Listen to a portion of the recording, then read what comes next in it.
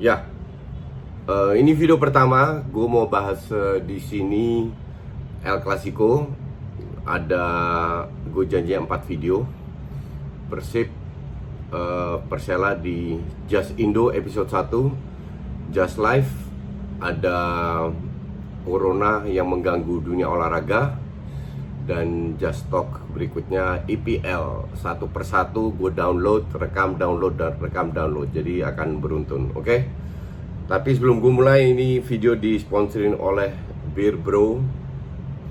Kalian bisa cek di Instagram Beer Bro Indonesia. Mereka jual berbagai macam minuman.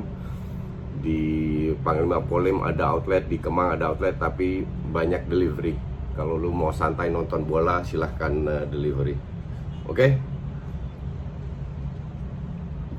Jadi El Clasico, kalau lu tanya apakah El Clasico itu, apakah Barca layak kalah dan Madrid layak menang? Jawabannya iya, Madrid layak menang.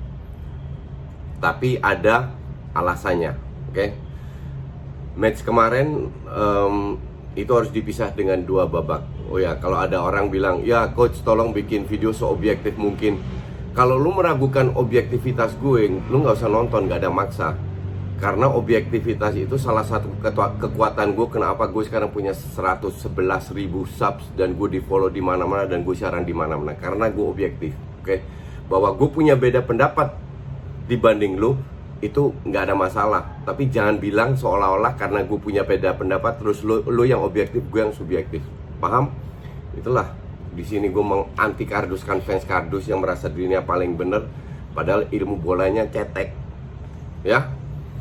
Jadi harus dibagi dengan dua babak. Babak pertama, Barca bermain lebih bertahan, oke? Sekali-sekali ngepres, membangun serangan. Madrid bagus, one touch-nya luar biasa, ya.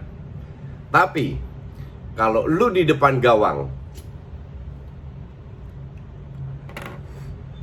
tidak bisa cetak gol, tidak bisa meng-create banyak peluang, terus sehebat apa lu?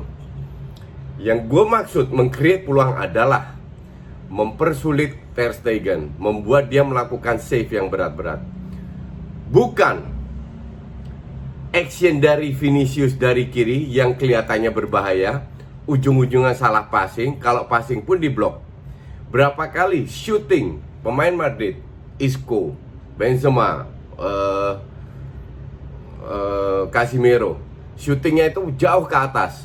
Gue nggak tahu berapa burung udah mati itu di atas di langit Bernabeu. Itu bukan peluang, oke?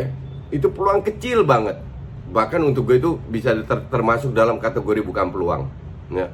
Kecuali shootingan Isco ditepis oleh Ter Stegen kena mistar. Nah itu baru peluang besar. Paham? Jadi kalau lu lihat Madrid berbahaya, itu cuman optis, kelihatannya berbahaya. Di babak pertama, gue bicara babak pertama ya. Bahkan Barca mendapatkan, correct me if I'm wrong, kalau nggak salah 4 peluang besar. Nyaris kena ke samping shootingan dari Griezmann, save dari Messi 2 kali 3 kali, save dari Courtois. Itu baru peluang. Harusnya Barca di babak pertama unggul dengan 1-0 dengan gaya bermain mereka yang membosankan, yang lambat. Nggak ada, kalau orang bilang oh sana ini tiki-taka, nggak ada tiki-takanya, nggak ada bagus-bagusnya. Tapi justru intensi mereka dengan bermain lambat itu merusak organisasi defense Madrid yang cukup solid. Dan terbukti di babak pertama mereka mendapatkan peluang. Lu suka nggak suka, mereka mendapatkan peluang. Dan bahkan di babak beneran, untuk gue objektif, Barca harusnya unggul. Permainan mungkin dikuasai Madrid, seolah-olah Madrid jauh lebih bahaya, lebih sering berada di kotak penalti. Inilah kenapa gue sebut Zidane itu miskin taktik. Karena begitu banyak crossing, praktis hanya crossing ke depan, ngincar di lini 2, hanya dapat 1 peluang. Benzema yang shooting jauh ke atas, oke? Jadi jangan merasa Zidane bagus atau lu menang dan lain-lainnya seolah-olah semua berubah. Enggak. Babak pertama Barca bermain membosankan. Madrid berusaha mengambil inisiatif, tapi Barca yang lebih layak unggul. Fakta. Masuk ke babak kedua, sebagai fans Barca maupun Madrid pasti berusaha ingin untuk melihat perubahan. Dan perubahan dilakukan dari sisi Madrid, tidak dari sisi Barca. Barca itu ancur-ancuran mainnya. Sistem yang diterapkan oleh Barca di bawah Setien ini berdasarkan akurasi passing yang tinggi. Kemarin itu ancur-ancuran passingnya. Ya, lu harus fair diakui bahwa passingnya Barca di 1/3, sepertiga lapangan lawan di area Madrid itu jelek banget. Walaupun mereka mungkin mendapatkan 1-2 peluang, tapi nggak berarti. Sementara Madrid jauh lebih agresif. Tapi gol itu terjadi bukan karena sebuah set play. Tidak ada perubahan strategi. Disinilah gue nilai miskin taktiknya Zidane. Padahal Madrid memiliki pemain yang semua berkualitas, yang bisa bermain dengan strategi yang jitu. Ujung-ujungnya crossing lagi. Mereka lepas dari offside. Braithwaite suruh nguber Vinicius, sama aja lu suruh kakek-kakek nguber Evan Dimas, oke? Atau Andik, nggak mungkin kan? Pique-nya bukan nutup ke Vinicius, tapi ke dalam. Buat apa menutup ke dalam? Kan ada tiang pertama. Shooting, deflect, kalau nggak deflect itu bola nggak masuk karena Ter Stegen dalam posisi yang benar. Gol. Layak mendapatkan gol. Kenapa gue bilang layak? Karena Madrid lebih berani mengambil inisiatif untuk melakukan serangan. Ya. Walaupun itu deflect, harusnya Barca bermain lebih agresif lagi. Ini gue lihat kayak matchnya Bournemouth lawan Chelsea, tapi ntar kita bahas itu. Harusnya Barca lebih berani mengambil inisiatif. Faktanya nggak ada inisiatif lagi, sama sekali nggak ada. Dan yang bikin gue lebih menyedihkan, kenapa gue tidak begitu kecewa dengan match ini? Karena gue tahu Barca layak kalah main kayak begini. Dan gue juga tahu Madrid itu akan ngedrop point dengan permainan seperti itu. Ya, tidak selamanya lo bisa dapat gol dari deflect. Dan dengan gol dari deflect membuat Madrid diberikan banyak ruangan sampai menit terakhir 9 berapa bisa cetak 1 gol lagi. Tapi untuk itu gol itu formalitas. Yang penting kan klub sebesar Barca, kalau kebobolan itu biasa. Bagaimana lu bangkit lagi melawan tim yang nggak bagus-bagus amat? Nah, di situ mereka gagal. Kenapa mereka gagal? Satu, salah passing. Kedua, sirkulasi bola sangat lambat. Dan itu semua ya, Busquets bermain so-so. Frenkie de Jong gak kelihatan berapa match terakhir. Vidal lagi ancur-ancuran. Messi gak kalah ancurnya. Semedo mungkin agak mendingan.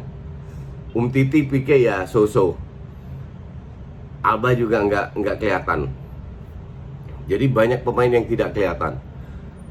Yang bikin gue lebih menyedihkan, tahu apa? Nggak ada leadership. Sampai sekarang gue berpikir, ini mungkin ada baiknya Messi cabut. Buat apa lu cetak 4 gol di match sebelumnya, tapi habis itu nggak cetak gol lagi? Gue mending daripada 4 gol dalam 1 match, mending 1 gol dalam 4 match. Ngerti kan maksud gue? Ujungnya 4 gol juga. Dan ini sudah berkali-kali terjadi di mana Messi tidak menunjukkan leadership-nya. Lu lihat Ramos itu udah ngedrop. Kelihatan kalah sprint lawan Semedo. Tapi dia teriak, dia marah, dia memberi masukan ini itu, nah dia melakukan segala as leader. Messi nggak ngomong sama sekali. Nggak lihat gue dia ngomong sama sekali. Oke? Dan gue pertanyakan, siapapun pelatihnya, kalau tidak setuju dengan Messi, apakah ini bisa berjalan atau tidak? Gue tidak melihat Setien. Mungkin ini ada masalah, pemain tidak begitu merespek Setien beberapa. Sehingga setelah berapa match ini harusnya bisa berjalan, karena mereka lumayan lah. Terus yang gue kritik juga, pembelian pemain. Terlalu banyak pemain yang sudah uzur yang harus dibuang. Kita bicara Barcelona, beda kalau kita bicara Arsenal contoh. Pemain-pemain gini masih bisa dipakai, oke? Kita bicara Barcelona, harus semua top tim. Ini yang parahnya Bartomeu. Pemain yang dibeli kayak Junior Firpo, aduh ampun-ampunan dah. Vidal, Rakitic, itu kan harusnya sudah dibuang-buang semua. Bahkan Busquets, pasanglah. Arthur pun juga, kebanyakan dribbling kiri kanan nggak jelas. Ujung-ujungnya passing belakang, nggak. Lu butuh pemain kayak Coutinho, itu yang harus balik, diberi peran. Dan sekali-sekali Messi dicadangin. Lihat bermain tanpa Messi seperti apa. Ini yang untuk gue lebih mengkhawatirkan, hanya cuman kalah El Clasico. It's just 3 points. Okay? Bagaimana kedepannya kalau kinerja antar pelatih dan pemain ini nggak klop. Ini yang gue takutin. Dan kalau Messi kayak begini musim ini, kalau gue bilang ancur-ancuran Messi. Kalau kayak begini terus mainnya, mending dia cabut aja, keluar aja. Bangun build up new team, totally new team. Tapi siapa yang punya nyali untuk melakukan itu? Oke? Itu aja dulu.